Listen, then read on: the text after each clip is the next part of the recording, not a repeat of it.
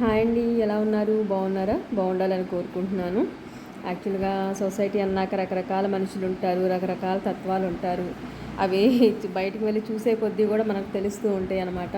నిజంగా ఈ వీడియోస్ చేయడం స్టార్ట్ చేసిన తర్వాత అయితే నాకు నిజంగా ఇలా ఇలా ఇన్ని ప్రాబ్లమ్స్ ఫేస్ చేసేవాళ్ళు, ఇన్ని రకాలు కూడా ఉంటారా తత్వాలు, ఇన్ని బాధలు పడేవాళ్ళు కానీ ఇలా సఫర్ అయ్యే వాళ్ళు ఉంటారా అనేది ఇంకొంచెం ఎక్కువ అర్థమయ్యింది. సో నాకైతే మొన్న ఒక డిఫరెంట్గా ఒకళ్ళైతే కనిపించారు. ఆవిడ యాక్చువల్గా ఆల్మోస్ట్ నా ఏజే ఉండుండొచ్చు.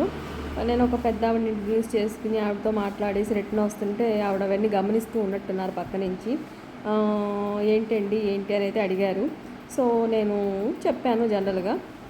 ఓకే అన్నారు. అన్న తర్వాతే ఆవిడ మరి ఇంకా ఆవిడ గురించి అన్నీ చెప్పేస్తున్నారనమాట.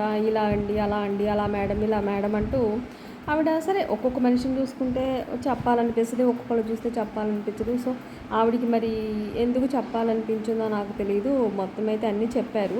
సో నేనేంటంటే జస్ట్ క్వైట్గా చాలా పేషెన్సీగానే వింటూనే ఉన్నాను. చాలాసేపు అయిన తర్వాత ఇంకా నేను సరే అమ్మ అయితే ఓకే, జాగ్రత్తగా మేనేజ్ చేసుకోండి ఏముందని ఒక్క మాట చెప్పాను. అదేంటండి మీరు ఇవన్నీ ఎట్లా చేస్తున్నారు అసలు? మీరు ఇన్ని చెప్పాను అరగంట నుంచి, అయినా జాగ్రత్తగా చూసుకొని వెళ్ళిపోతున్నారంటే అసలు ఏం మాట్లాడకుండా ఏది ఎదురు క్వశ్చన్ చేయకుండా అని అడిగారు. సో దానికి నేను ఇచ్చిన ఆన్సర్ ఏంటంటే ఆ అమ్మాయికి అసలు ఆ అమ్మాయి గురించి నాకు తెలియదు, వాళ్ళ లైఫ్ నాకు తెలియదు, వాళ్ళ లైఫ్ స్టైల్ తెలియదు, వాళ్ళకున్న కష్ట సుఖాలు నాకు తెలియదు, వాళ్ళ రిలేటివ్స్ తెలియదు, వాళ్ళ ఫ్యామిలీ తెలియదు, అసలు వాళ్ళ గురించి ఏమీ తెలియదు. ఈ అమ్మాయి చెప్పిన ఈ పావు గంట 20 నిమిషాలు బేస్ చేసేసుకుని మనం ఆ అమ్మాయికి సజెషన్స్ ఎలా ఇచ్చేసేస్తాము? ఒక్కపోతే వన్ సైడ్ వినేసి మంచి చెడు ఏమీ తెలియకుండా ఇటు చేసుకోకుండా అటు చేసుకోకుండా, లేకపోతే ఏదైనా సరే ఎలా చేయగలుగుతాము? ఒక మనిషికి మనం ఒక జడ్జిమెంట్ ఇస్తున్నాము అంటే, లేకపోతే ఇలా అలాంటి డిస్కషన్ పెట్టి ఎదురు క్వశ్చన్ వేస్తున్నాము అంటే మనకి 100% వాళ్ళ గురించి తెలిసి ఉండాలి.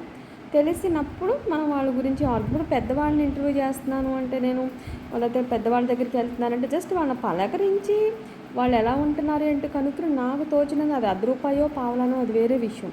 అంతవరకు నేను వాళ్ళు తినడానికో ఏదో ఇచ్చేసి వస్తున్నాను అంతవరకు.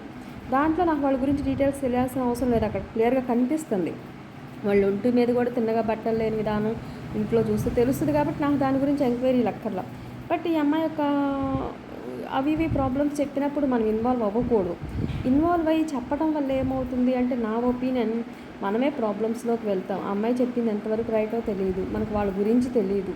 ఏం తెలియకుండా ఎక్కువ ఇన్వాల్వ్ అయ్యి మాట్లాడటం వల్ల ఏంటంటే మనమే నెగిటివ్ అవుతామేమో. అనవసరంగా ఎక్కువ ఇన్వాల్వ్ అవ్వటం.